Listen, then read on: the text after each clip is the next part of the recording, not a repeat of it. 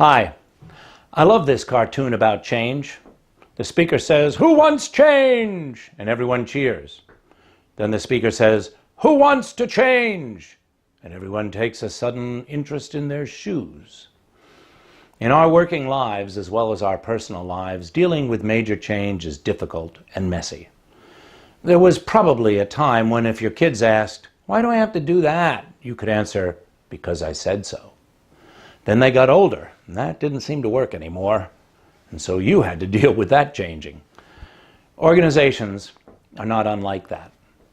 The term change management is actually only around 30 years old. In the first half of the 20th century, when management used more of a military model, there was no concept of change management. You gave an order, people followed it, or else. Good times. Then somewhere in the 60s, people's expectation in terms of involvement and inclusion changed. And as the shift from an industrial workforce to a knowledge workforce began, leaders needed people's hearts and minds, not just attendance and rote effort. And while there was a fair amount of managing change that was inherent in the process improvement work of Frederick Taylor and later the quality work of Edwin Deming, what we call change management today sits at the intersection of engineering and psychology. And while that may sound interesting, most of us would probably shy away from watching an engineer and a psychologist intersect in any way. At least I would. But at any rate, what the engineers and the psychologists both tell us is that at the very least, a change management strategy, like any strategy, that is one size fits all, is probably no strategy at all. We all know that market strategy is all about segmentation, identifying which segments of the population have different needs and working to address those needs in product development, sales, service, etc. Change strategy needs the same kind of segmentation. Not every person, or every type of person, reacts to change in the same way.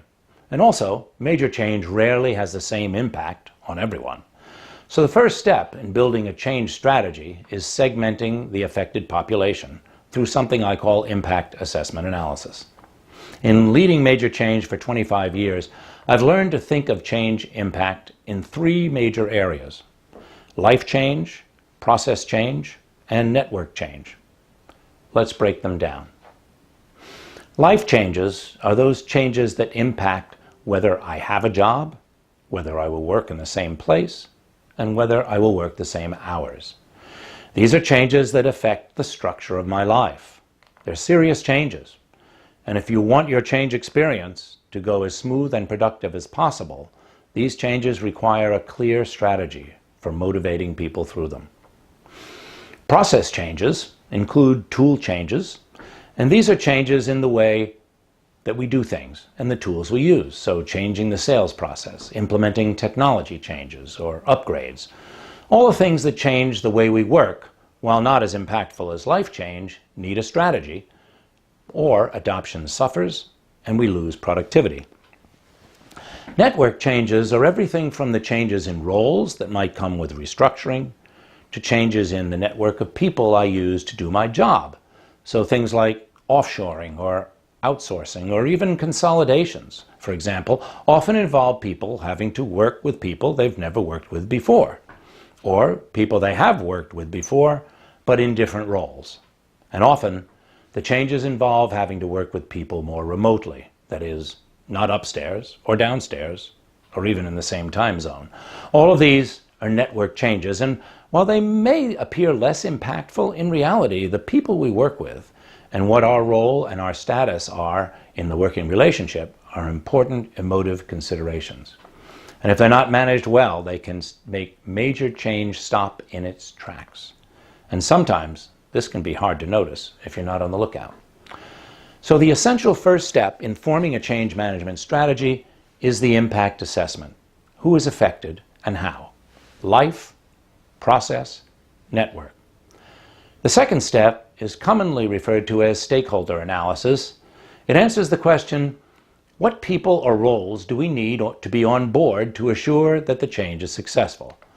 While it includes those impacted from step one, our impact assessment, stakeholder analysis broadens the population to include executive management, as well as other parts of the organization that may not be directly impacted, but who need to understand the reason for the change, the impact the change will have, and its importance to the success of the organization. Stakeholder analysis should include anyone whose buy-in you need for success, whether or not they're directly impacted. So in the first two steps, we've identified who has to change and how much. That's the impact analysis. And whose buy-in we need to make the change effort successful. The third step is putting together the org readiness plan. And I've taken enough of your time today, so I'll go into that in my next video blog. So tune in next time. Or don't. After all, I'm only talking out loud.